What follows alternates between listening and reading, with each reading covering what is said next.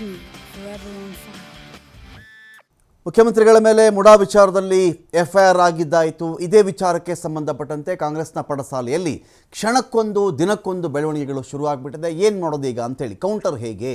ರಾಜ್ಯ ಬಿಜೆಪಿಯವರ ಮೇಲೆ ಕೆಲವು ತನಿಖೆಗೆ ಆದೇಶವನ್ನು ಕೂಡ ಮಾಡಲಾಗಿದೆ. ಆ ತನಿಖಾ ವರದಿ ವಿಚಾರಕ್ಕೆ ಸಂಬಂಧಪಟ್ಟಂತೆ ಎದುರು ನೋಡ್ತಾ ಇದೆ ಸರ್ಕಾರ. ಎಷ್ಟು ಹೊತ್ತಿಗೆ ಒಂದು ವರದಿ ಬರುತ್ತೆ, ಯಾವ್ಯಾವ ನಾಯಕರ ಮೇಲೆ ಯಾವ ಥರ ಕ್ರಮ ತೆಗೆದುಕೊಳ್ಳಬಹುದು ಅಂಥೇಳಿ.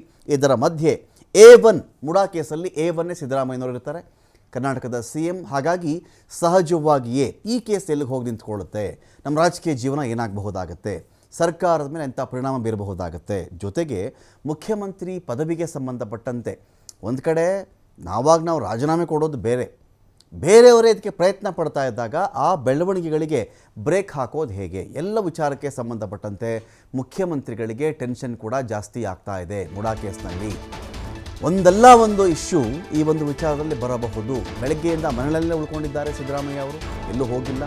ಕಾರ್ಯಕ್ರಮ ಇತ್ತು, ಇವತ್ತು ನಿಗದಿಯಾಗಿತ್ತು ಸಿದ್ದರಾಮಯ್ಯ ಅವರ ಕಾರ್ಯಕ್ರಮ, ಅಟೆಂಡ್ ಮಾಡಬೇಕಾಗಿತ್ತು. ಆದರೆ ಸಿದ್ದರಾಮಯ್ಯನವರು ಹೋಗಿಲ್ಲ. ಇವತ್ತು ಕಾರ್ಯಕ್ರಮಗಳನ್ನು ರದ್ದು ಮಾಡಿಕೊಂಡು ಮನೆಯಲ್ಲೇ ಉಳ್ಕೊಂಡಿದ್ದಾರೆ. ಈ ಒಂದು ವಿಚಾರದಲ್ಲಿ ಮುಡಾ ಟೆನ್ಷನ್ ಸಿದ್ದರಾಮಯ್ಯ ಅವ್ರಿಗೆ ಜಾಸ್ತಿ ಆಗಿದೆಯಾ? ಇವತ್ತು ಯಾವ ಕಾರ್ಯಕ್ರಮ ಇತ್ತು ಅವರಿಗೆ ಅಂತ ಹೇಳಿದ್ರೆ, ಅಕ್ಷಯ ಪಾತ್ರ ಯೋಜನೆಯ ಒಂದು ಕಾರ್ಯಕ್ರಮ ಇತ್ತು. ಸೊ ಈ ಕಾರ್ಯಕ್ರಮಕ್ಕೆ ನಿಗದಿ ಕೂಡ ಆಗಿತ್ತು, ಮುಖ್ಯಮಂತ್ರಿಗಳು ಹೋಗಬೇಕಾಗೂ ಇತ್ತು. ಆದರೆ ಮುಖ್ಯಮಂತ್ರಿಗಳು ಏನು ಮಾಡ್ತಾರೆ, ಆ ಪ್ರೋಗ್ರಾಮ್ನ ಕ್ಯಾನ್ಸಲ್ ಮಾಡ್ಕೊಳ್ತಾರೆ, ಹೋಗಿಲ್ಲ. ಎಲ್ಲ ಕಾರ್ಯಕ್ರಮಗಳನ್ನು ಕೂಡ ರದ್ದು ಮಾಡಿದ್ದಾರೆ ಸಿದ್ದರಾಮಯ್ಯ ಅವರು. ಏನಾಗುತ್ತೆ, ಒಂದು ಪಕ್ಷದ ಒಳಗಡೆ ಅನೇಕರ ಥರ ಟ್ರೈ ಮಾಡಬಹುದು. ಈ ಮುಖ್ಯಮಂತ್ರಿ ಪದವಿ ವಿಚಾರದಲ್ಲಿ ಯಾರೂ ಬೇಡ ಅಂತ ಹೇಳಲ್ವಲ್ಲ, ಮತ್ತು ಆ ಪದವಿ ತಾನಾಗಿ ಬಂದು ಕಾಲ ಮುಂದೆ ಬಿದ್ದುಬಿಡಲ್ಲ. ನೀವು ಸಿ ಎಮ್ ಆಗಿ ಅಂಥೇಳಿ ಯಾರೋ ಬಂದು ಕೇಳ್ಕೊಂಬಿಡಲ್ಲ. ಅದಕ್ಕೆ ಬೆಂಬಲ ಇರಬೇಕಾಗತ್ತೆ, ಸ್ಟ್ರಾಟಜಿಗಳು ಮಾಡಬೇಕಾಗತ್ತೆ, ರಾಜಕೀಯ ಮಾಡಬೇಕಾಗತ್ತೆ, ತಂತ್ರಗಳು ಹೆಣಿಬೇಕಾಗತ್ತೆ, ಶಾಸಕರನ್ನ ಚೆನ್ನಾಗಿ ಇಟ್ಕೊಳ್ಬೇಕಾಗತ್ತೆ. ನಾಳೆ ದಿನ ಶಾಸಕಾಂಗ ಪಕ್ಷದ ಸಭೆಯಲ್ಲಿ ಕರೆದು ಆ ಸಭೆಯಲ್ಲಿ ನಿಮ್ಗೆ ಯಾರಪ್ಪ ನಿಮ್ಮ ನಾಯಕರಾಗಬೇಕು, ಯಾರು ಮುಖ್ಯಮಂತ್ರಿ ಆಗಬೇಕು ಅಂತ ಕೇಳಿದಾಗ ಬಹುತೇಕ ಶಾಸಕರು, ಮೆಜಾರಿಟಿ ಆಫ್ MLAs ಅವ್ರೇನು ಮಾಡಬೇಕು, ಒಬ್ಬರು ಪರವಾಗಿ ಕೈ ಎತ್ತಬೇಕು ಅವ್ರ ಮೇಲಕ್ಕೆ, ನಮ್ಗೆ ಇವರೇ ಇರಲಿ ಅಂತ, XYZ ಈ ವ್ಯಕ್ತಿ ನಮಗೆ CM ಇರಲಿ ಅಂತ ಹೇಳಿದ್ರೆ ಮುಗೀತು, ಅವರೇ CM ಆಗ್ತಾರೆ. ಸೊ ಹಾಗಾಗಿ ಯಾವುದೇ ಲೀಡರ್ಗಾಗಲಿ ಒಬ್ಬ ಪ್ರತಿ ಶಾಸಕರಿಗೂ ಕೂಡ ನಾನು ಮುಖ್ಯಮಂತ್ರಿ ಆಗಬೇಕು ಅಂತ ಆಸೆ ಇರುತ್ತೆ. ಗ್ರಾಮ ಪಂಚಾಯತ್ ಮೆಂಬರ್ಗೂ ಇರುತ್ತೆ, ಜಿಲ್ಲಾ ಪಂಚಾಯತ್ ಮೆಂಬರ್ಗೂ ಇರುತ್ತೆ, ತಾಲೂಕ್ ಪಂಚಾಯತ್ ಮೆಂಬರ್ಗೂ ಇರುತ್ತೆ, ಒಬ್ಬ ಕಾರ್ಯಕರ್ತನಿಗೂ ಇರುತ್ತೆ. ಹಾಗಾಗಿ ಅಷ್ಟೊಂದು ಆಸೆ ಇರತಕ್ಕಂಥ ಹುದ್ದೆ ಇದೆಯಲ್ಲ, ಆ ಹುದ್ದೆ ಪಡ್ಕೊಳ್ಳೋದೊಂದು ಸವಾಲಾದರೆ ಹುದ್ದೆ ಉಳಿಸಿಕೊಳ್ಳುವುದು ಇನ್ನೊಂದು ಸವಾಲು. ಅಂಥದ್ರಲ್ಲಿ ಒಂದು ಆರೋಪ ಏನೋ ಬಂದುಬಿಡ್ತು, ಒಂದು ಕಳಂಕ ಮೆತ್ಕೊಳ್ತು ಅಂತ ಹೇಳಿಬಿಟ್ಟಾಗ ಆದ ಒಂದು ವಿಚಾರ ಇಟ್ಕೊಂಡೇ ಅನೇಕರಿಗೆ ಅನೇಕ ರೀತಿಯಲ್ಲಿ ಆಸೆ ಚಿಗುರೊಡೆದು ಬಿಡುತ್ತೆ.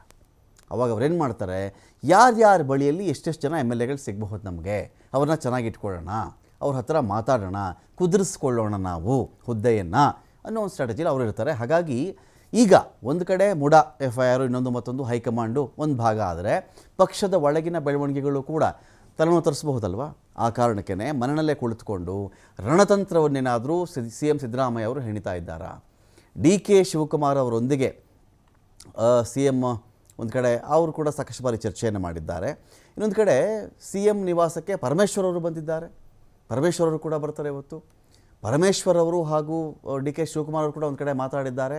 ಚುನಾವಣಾ ಬಾಂಡ್ನ ಬಗ್ಗೆ ನಿರ್ಮಲಾ ಸೀತಾರಾಮನ್ ವಿರುದ್ಧವಾಗಿ FIR ಆಯ್ತಲ್ಲ, ಈ ಕೇಸನ್ನು ನಾವು ಹೇಗೆ ಸ್ಟ್ರಾಂಗ್ ಮಾಡೋಣ, ಈ ಕೇಸ್ ನಾವು ಬಿಡಬಾರ್ದು. ನಮ್ಮ ಮುಡಾ ಹೇಳ್ತಾರಲ್ಲ ಇವ್ರದ್ದು ಎಷ್ಟು ಕೇಸ್ ಇದೆ, ಇವ್ರದ್ದಿಲ್ವಾ ಎಲೆಕ್ಟ್ರಾಲ್ ಬಾಂಡ್ ಕಥೆ, ನಾವೇನು ಮಾಡೋಣ ಅದನ್ನು, ನಾವೇ ಒಂದು SIT ರಚನೆ ಮಾಡಿಕೊಂಡ್ರೆ ಹೇಗೆ, SIT ರಚನೆ ಮಾಡುವಂಥ ಸಾಧ್ಯತೆ ಹೇಗೆ, ನಾವು ಕರೆದು ತನಿಖೆ ಮಾಡಬಹುದಾಗತ್ತಾ, ಕೇಂದ್ರ BJPಗೆ ನಾವು ಮುಜುಗರ ತರಬಹುದಾಗತ್ತಾ, ಈ ಕುರಿತು ಗಂಭೀರವಾಗಿ ಸಭೆಯನ್ನು ಮಾಡ್ತಾ ಇದ್ದಾರೆ CM ಸಿದ್ದರಾಮಯ್ಯ ಅವರು.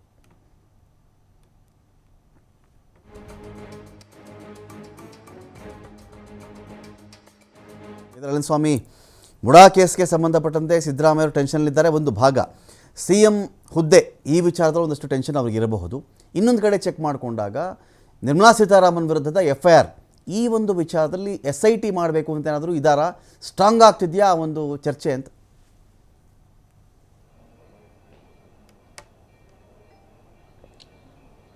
ಖಂಡಿತ ರಮಕಾಂತ, ಲೋಕಸಭಾ ಚುನಾವಣೆಯಲ್ಲಿ ಎಲೆಕ್ಟ್ರೋಲ್ ಬಾಂಡ್ನ ದುರ್ಬಳಕೆ ಆಗಿದೆ ಎಂಬ ವಿಚಾರವನ್ನು ಎಂಬ ದೂರನ್ನ ಆದರ್ಶ ಅಯ್ಯರ್ ಎಂಬ ಸಾಮಾಜಿಕ ಕಾರ್ಯಕರ್ತರು ದೂರನ್ನ ನೀಡಿದ್ರು. ಇದರ ಅನ್ವಯ ಈಗಾಗಲೇ ಕೇಂದ್ರ ವಿತ್ತ ಸಚಿವೆ ನಿರ್ಮಲಾ ಸೀತಾರಾಮನ್ ಸೇರಿದಂತೆ ಹಲವರ ಮೇಲೆ ಈಗಾಗಲೇ FIR ಕೂಡ ದಾಖಲಾಗಿದೆ. ತಿಲಕ್ ನಗರ ಪೊಲೀಸ್ ಠಾಣೆಗೆ FIR ದಾಖಲಿಸುವಂತೆ ಈಗಾಗಲೇ ಜನಪ್ರತಿನಿಧಿಗಳ ಕೋರ್ಟ್ನಿಂದ ಆದೇಶವೂ ಕೂಡ ಆಗಿದೆ.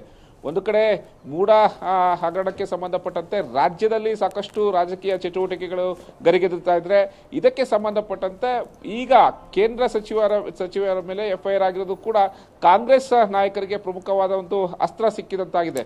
ಯಾಕೆಂದ್ರೆ CM ಸಿದ್ದರಾಮಯ್ಯ ಅವರು ರಾಜೀನಾಮೆ ಕೊಡಬೇಕು ಅಂತ ಬಿಜೆಪಿ ನಾಯಕರು ಸಾಕಷ್ಟು ಆಗ್ರಹ ಮಾಡ್ತಾ ಇದ್ರು, ಪ್ರತಿಭಟನೆ ನಡೆಸ್ತಾ ಇದ್ರು.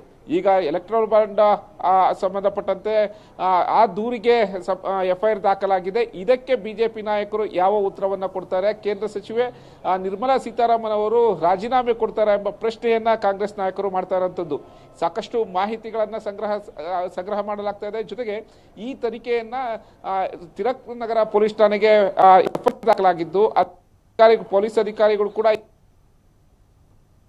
ಮನವಿಯನ್ನ ಕೂಡ ಈಗಾಗಲೇ ನೀಡಿರುವಂತದ್ದು. ಹಾಗಾಗಿ SIT ತನಿಖಾ ಟೀಮ್ ಅನ್ನ ರಚನೆ ಮಾಡೋದಕ್ಕೆ ಸರ್ಕಾರ ಎಲ್ಲ ರೀತಿಯ ಸಿದ್ಧತೆಗಳನ್ನು ಮಾಡ್ಕೊಳ್ತಾ ಇದೆ. Thank you Swami.